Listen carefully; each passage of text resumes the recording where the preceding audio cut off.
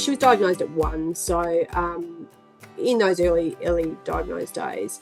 And I just remember, and at that point we weren't sure if she was going to be able to walk at all. And I remember just feeling this sadness that she wouldn't be able to dance because I had some music on. And I thought, because, that just brought some sadness to me. And then you sort of think about relationships and how will that look like for her. But again, through the support of Nick, I guess, that, I could sort of say, I'm having this moment and I just need to download it. And then I could just leave it over there and go.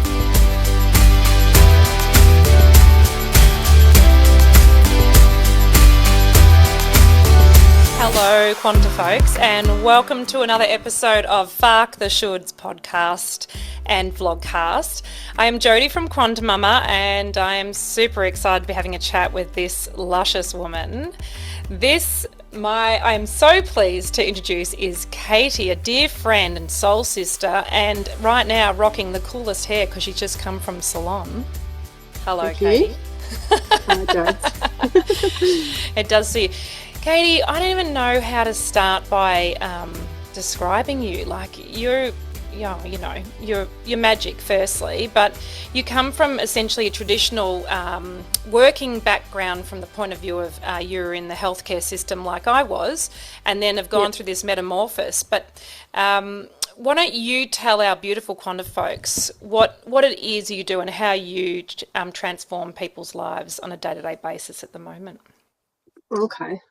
So going from emergency medicine, I started opening my eyes up to other and have learnt about neural integration system, or NIS, or Neuralink.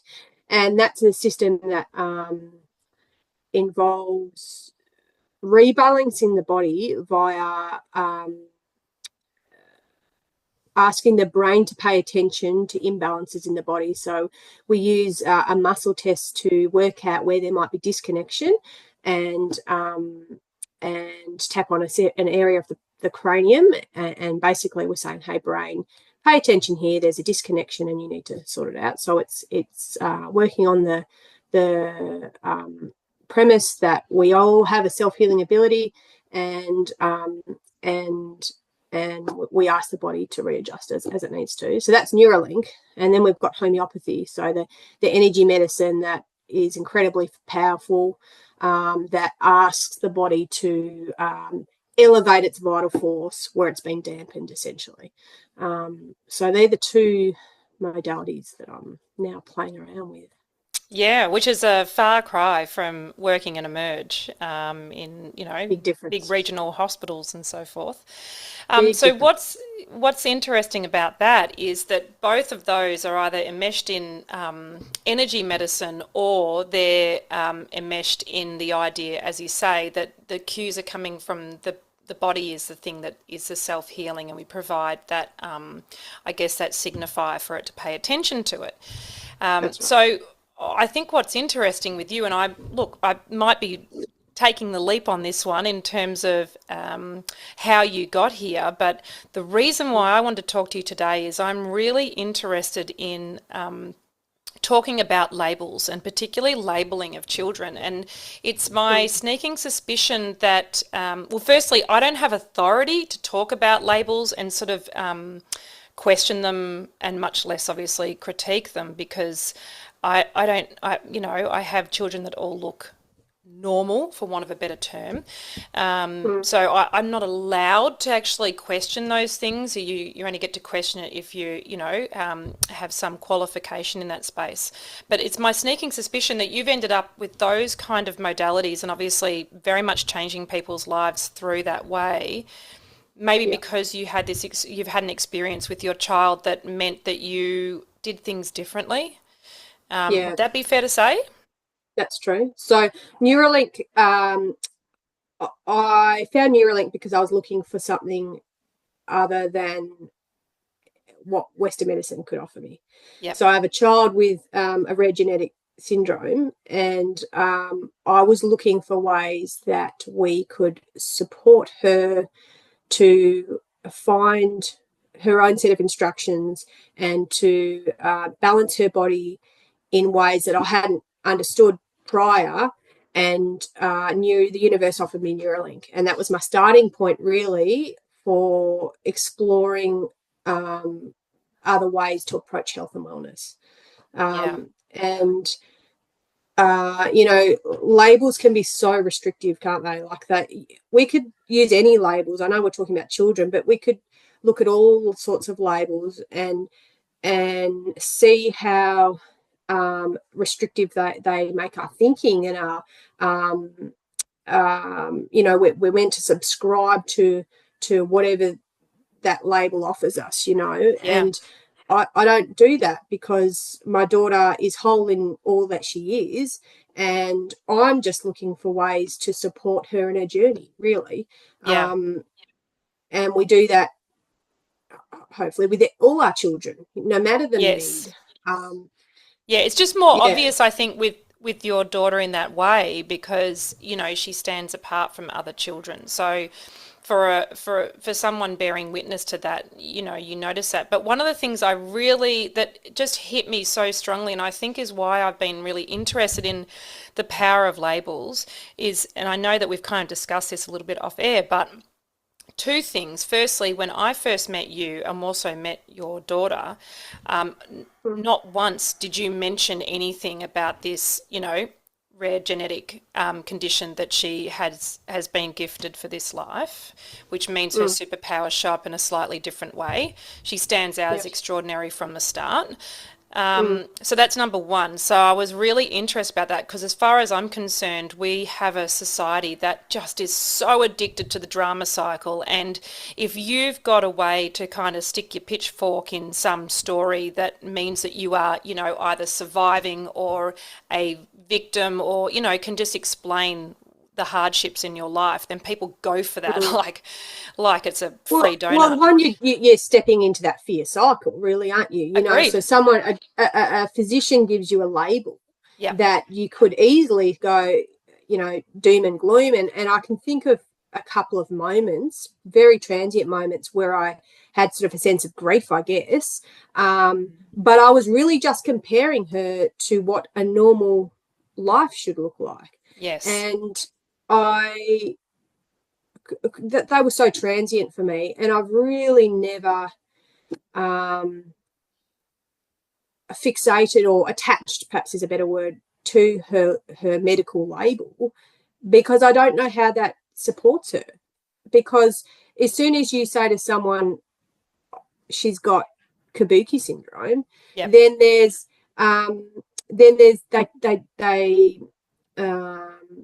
there's a change in the way they interact with the person. They might come from a place of pity or fear, or not see her as a whole person. And so therefore I don't have consent to do that for her, I don't believe. And number two, what a completely unfair thing to change a potential interaction she has by already saying, hey, by the way, she's got this. And cut her this dispensation because she's different. That's right. So, I mean, the reason why I'm so interested, and I want to say to people listening, I promised I would do this earlier, actually, right at the start of the podcast, because I have dabbled in that questioning the labels with QuantiMama Kerry a little bit, and it has been interesting in the way that it has brought responses from people. I'm not going to say triggered, because that makes it sound like I'm diminishing their responses, but these people's responses were very reasonably excitable, shall we say, because I was questioning the validity or the veracity of choosing to label children. And in my very humble estimation, I think it limits these kids. It's a short-term solution that provides maybe safety, guidance, a pathway forward for, the parents and main care providers. What's that? It provides, sorry, I did interrupt there, Jodi, but that pathway provides them within the box. Correct. Within the safety, that's not the right word there, but within the confines of your own limited expectations of that person. Correct. So that's what's really interesting, and you and I see that. And so what makes our perspective unique or different? What's interesting about that? And I do wonder if it ties back to our emergency medicine experience. Like obviously mine was in ambulance, yours was in emerge. And what I know that we've sort of talked about this, but I think it's great for people to hear this perspective because they might not have appreciated the long-term effects of making these choices. And I get why they do. Like I get it. If you have a child that has needs that are beyond what the normal are, then it changes how you parent. You could argue that's the case for all kids, but it's quite obvious, right, that you need to parent differently or, resource yourself differently. But what I want to say is that what I've seen with labels, and I'm curious as to whether this has been your experience too, is that when I was in ambulance, if someone had essentially a label, particularly like psych stuff, oh my God. Like if you had a psych background and you told me that, then you basically got containerized into that prism so that everything you said was taken from this vantage of, well, this is a psych. So I can't necessarily qualify, or I don't give it the same weight or importance as I would for someone who didn't have that medical history. And I'm just curious, like, was that your experience as well? Absolutely. So, absolutely. I mean, I can think of clients now that have that story, but also many regular clients of the emerge who would come in with a history, and that story is all the people can see. It clouds their ability to triage or to nurse or to care for the person in the way they present it in a whole presentation, because the first thing they're reading through, it's like putting on those glasses, that perspective, and that's you're looking through that lens of history of they've got a psych history. That's a good example, really. And it's another limitation to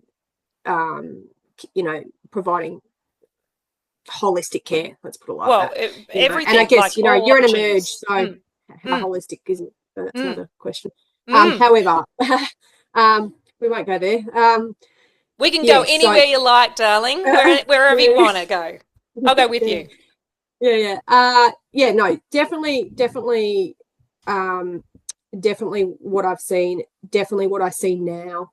I typically see clients that are very unheard because they've got a history that doesn't fit within the label.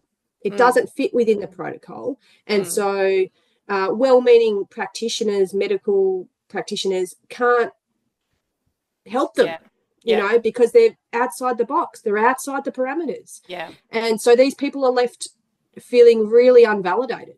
And the same would apply, I think, if you put a lot of weight on labels with children, that story is going to follow them forever. And is that fair to subscribe them to that without consent? Now, I'm not saying that labels don't have their benefits in that. I acknowledge that my daughter receives an NDIS package, so she gets funded, but the only way she could get funding is via a label. So there's that, but you're not defined by that diagnosis, and I think it's not her identity. That's right. What I see in society, sort of in a very sweeping way, is that people hang on to those labels and they use those as an access all areas kind of pass for various things, not realizing that the long-term impact. And I also think, like, not even just thinking about, say, what medicos down the track will make of that diagnosis and how they'll treat that individual differently, but I also think, what happens for that child, say, that keeps hearing the fact that they've got this diagnosis? And they live to it. Or they live limited. Of course, by it. And so then I'm curious about the whole ADHD thing and things like that. And I mean, that's a whole other conversation as the causality of that, right? That'll definitely trigger some people if we start talking about the reason for that. But what happens with those kids who go, oh, it's just ADHD, and so this kind of disruptive behaviour almost gets like sanctioned because they've got this diagnosis, right? And it could be any other things. I mean, there's a whole lot of stuff we talk about on alchemizing education about the fact that the, fishbowl needs cleaning for the kids. The fish are not the problem, the environment is. That's right.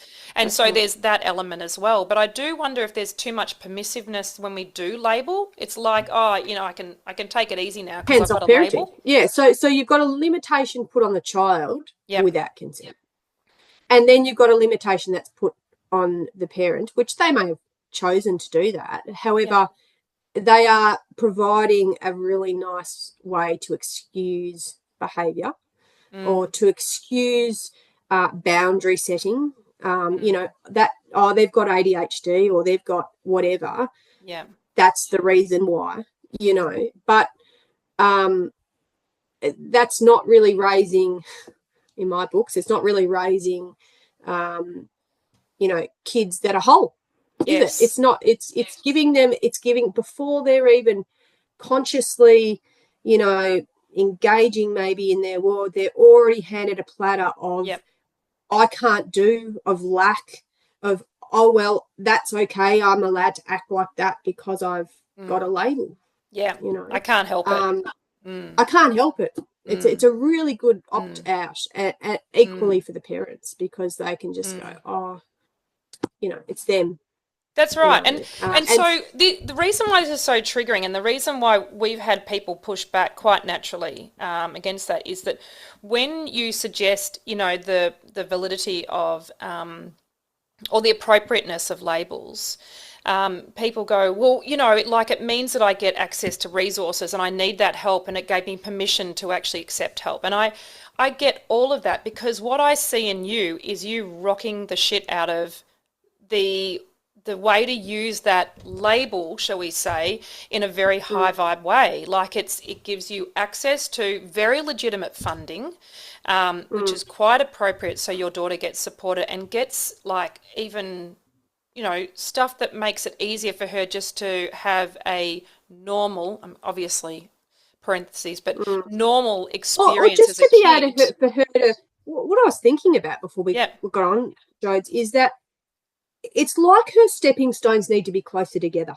Yeah. She just needs to have a little bit more practice at tasks that you and I as children would pick up quicker. She just needs to bring those gaps a little closer, have a little bit more practice, and then she'll get there in the end. It's the same with, your homeschooling situation. Yeah. It doesn't fit all models at, mainstream education, but we can adapt that to meet the needs of the child. Yes. And so I guess through funded support, we can, I'm just simply meeting the needs of her. She wants to ride a bike without training wheels. Well, hey, let's do a bit of a physio workout for you and build up some muscle and we'll get there, And so we can utilize the skills of other people to help us do that. Yeah. Via funding. Yeah. That's helpful. But ultimately, we're just meeting her needs and supporting her to be the best version of herself. So we don't need to subscribe to a label. It doesn't. That's right. And that's where I see that you've used it in a very high vibe way because you've used the functional part of it, but then it hasn't been something you've gone out and gone, I've got a special needs child and yada yada yada. So, and it's not even like you've even had a tenseness or a defensiveness of going, I want my child to have all the normal experiences. Like literally you just approach this kid with what needs has she got and what can we meet and what do we need to go and get resources for and what are the requirements to actually satisfy those resources. And I love that. I want people to parent from that place for all their kids. I mean, that's right. That's why I have a swearing wharfie for a 9-year-old, Other kids wouldn't get away with the swearing that my kid gets away with, but I parent him differently to the other kids because that's right. It's got a different meaning. He has a different learning. And, if I parent him the same way, then I will cause some kind of trauma. I already know that. I can see it clearly, right? So I want people to look at their kids as individuals but as wholes as well.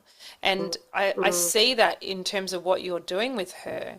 I'm really curious about, because we both came from very like mainstream medical thinking, and it took me a while to break out of it. I was so grateful for the last 4 years because it was like a light bulb went off in my head and I went, this is not making sense. Like, if that doesn't make sense, what else doesn't make sense, right? So then it created this crescendo of change in our life that's kind of been, we've got a bit of, energetic whiplash off it, but, it's okay. Like, it's okay, but, it's a safe free fall.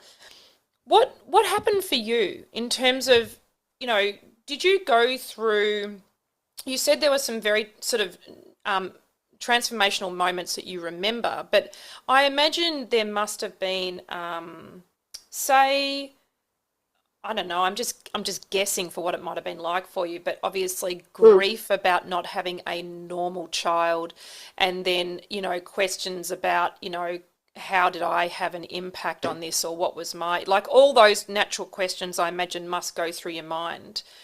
And I don't take that away from anyone, that's the human experience, but what was it that shook you out of that? Like, what was your Rona awakening with your daughter and how you view her? Yeah, I don't recall being overwhelmed by those stories, I guess, to start with. So there was, or as soon as we had her, there was some medical difference, issues, hip dysplasia and, normal, common medical things that we had to sort out. And I think I just met it with, this is just her deal. This is what she's called in. I don't think I had that language then, but I certainly, I do recall talking to my husband because he'd had, in my view, a lot of trauma. And I said, how do you feel about like another sort of thing? And he's like, oh, that's just the cards she's been dealt with. Yeah. So I guess we could also bounce off each other in that regard. My husband's not a doom and gloom, anxiety-ridden kind of fella. He's just like, let's move on and get on with it. What are we going to do about it? So that enabled me to harness that kind of energy. I don't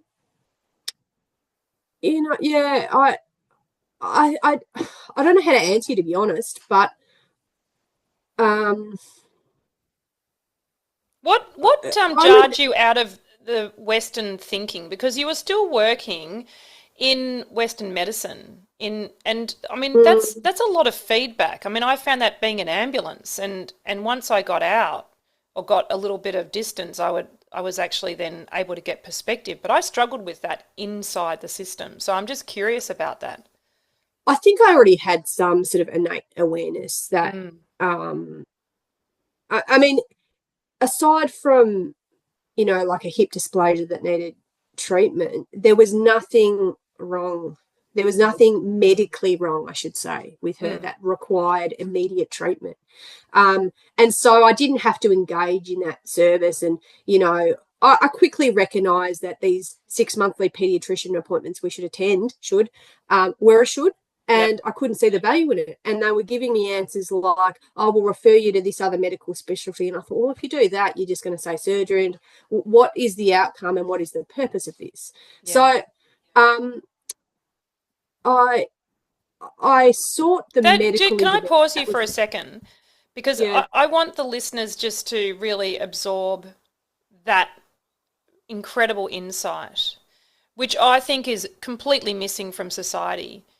You took a moment to think about what was going to happen or what that information was going to do or facilitate before it happened. And I see this as missing completely in society where people just go off and they go, I can get a test. Like my mum, bless her cotton socks, is like, I can go and get that test. And I'm like, what are you going to do with the information?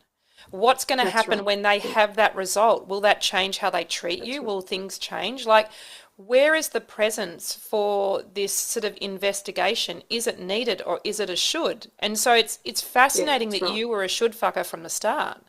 Like, I love that. Yeah. I think it's impressive. I just didn't have the language there. Yeah. I just didn't have the language there to support that And so when you ask these questions, I need to sort of really reflect back on those times. But I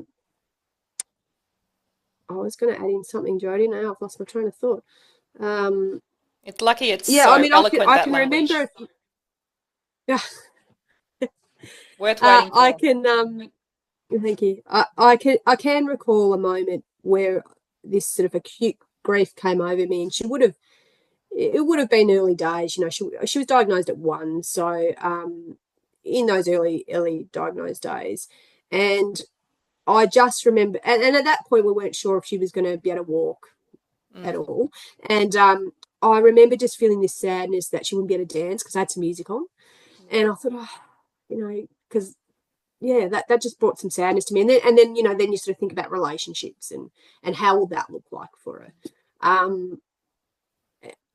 But again, through the support of Nick, I guess that I could sort of say I'm having this moment and I just need to download it, and then I could just leave it over there and go, I've done that, and now we just need to focus on what she needs and how to support her. So for me, it feels very simple and obvious. So you're asking these questions, and I'm like, well, that's just how you do it. That's just how you roll. I haven't stopped to deeply think on about why we've gone this way because it feels right, and she indicate that that's right. Like she's responding well. She's yeah. Does that make sense? Absolutely, it makes sense. And I want to tell our beautiful Quantifolk that this kid is an awesome dancer. Like, any concern that was there, she just rocks the dance floor, which is That's awesome. right. Even in the hairdresser chair this morning, she was bopping around. Of course, she loves music. Oh my God, I love that She kid. does. Yeah. It's great, isn't it? So then so I'm curious, just as we finish up, how then Mm, do you see her future, and how then do you parent from that space? Because from mm, my observation, I see that you just go, what do you want to do? Like, the world of mm. infinite possibilities is still there for you. You don't apply those limitations. But how does it feel in your shoes? Yeah. I won't lie in that there are moments where I think, gosh, how can we keep her safe in this scary community at times? Yeah. What does independent living look like for her? Yes. And yeah, Nick and I do spend sometimes some time sitting in that space, but we don't have the answer now, and we don't know where. And she's kicking goals all the time. She's demonstrating how not to live inside that box. Yeah. She's showing me that whatever limitations we may have put on her don't apply. So when I do step into those moments of fear, really, I remember that she will guide us. She will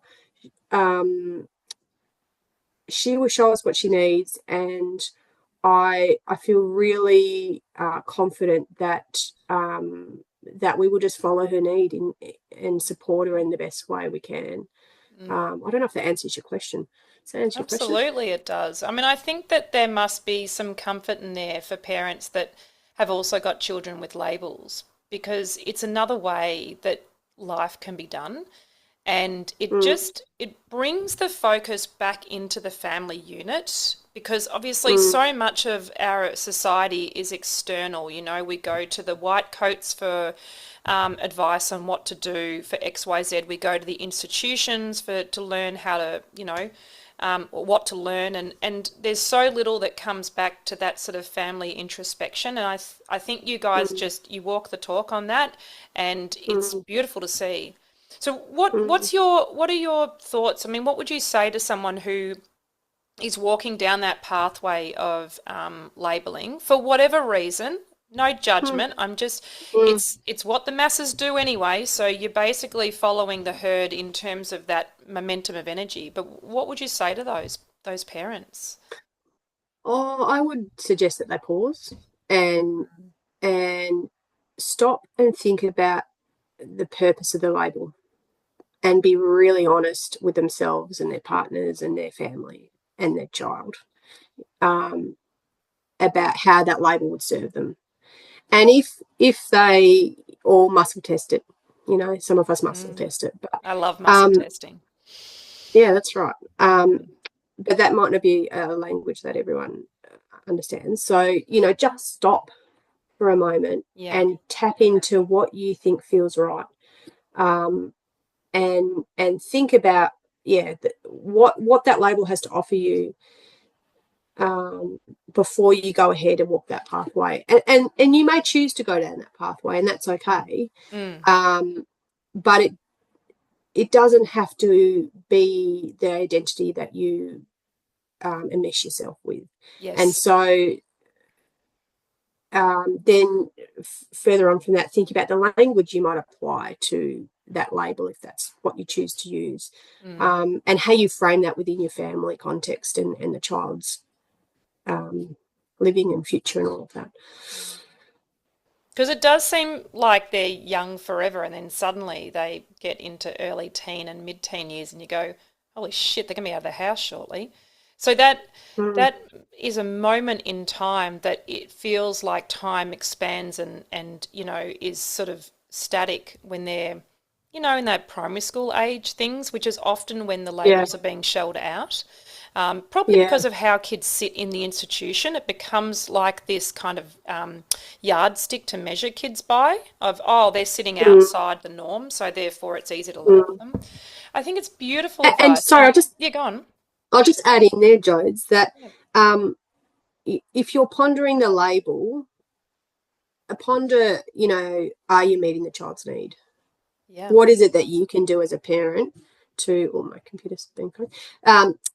What is it that you can do as a parent? How can you change your parenting style to that might be more supportive for that child, that might meet their needs in greater capacity, and therefore, questioning that label. Is it actually required, or is there shifts that you can make within your family that would be more supportive, that would meet the child's need? Yeah, and really, it just comes down to noticing what everyone else is doing, but then saying, all right, well, what's the should in this, and farking it. That's right. It's such a great way to just do that litmus test against those things, so that you can actually work out what's right for you and your family and your child, and what's actually just the done thing, which doesn't necessarily have a long-term view. So beautiful, Katy. I knew you'd have the juice and the wisdom. Oh, thank you, Jodes. Oh, I'm so glad to catch you on a fresh hair day as well. So I know, that was a bonus, wasn't it? Thank you for bringing your heart and soul to this conversation and sharing. I mean, that's very personal stuff, but I really appreciate that. I really appreciate it. I think there's lots of parents out there that probably are walking that tightrope of how to sit in the space of society and the institutions and so forth, which is so overwhelmingly predominant. And then like the little voice inside, we would call that intuition or source connection or whatever, but the energy of that, and they feel it in their quiet moments. They feel it. But getting quiet is the key, isn't it? Absolutely. Kind of scary, but always good. Yeah, that's right. Thank you, beautiful Quantifolk, for joining us. Katy, thank you for showing up in your complete lusciousness, which I just adore. Join us, Quantifolks, for more conversations. We're so grateful for your company, and we'll talk to you very soon. Beautiful Quantifolks. At QuantiMama, we have a mandate that we feel so passionate about. We want, and we are, raising the community's vibration and frequency and consciousness through parenting and birth experiences. Such incredible, transformational experiences that will shape you as a person and are the very fabric of life. Do you want to find out how to high vibe your experience even more? Then QuantiMama is your place. Head there for the High Vibe Birth course, ultimate preparation for birthing. Head there if you want to re-engage your child in the love of learning for the Take the Leap course, which is a deschooling course for parents. There's beautiful mind movies, and obviously this podcast is there, and we are here to support you. So head there for all the juice.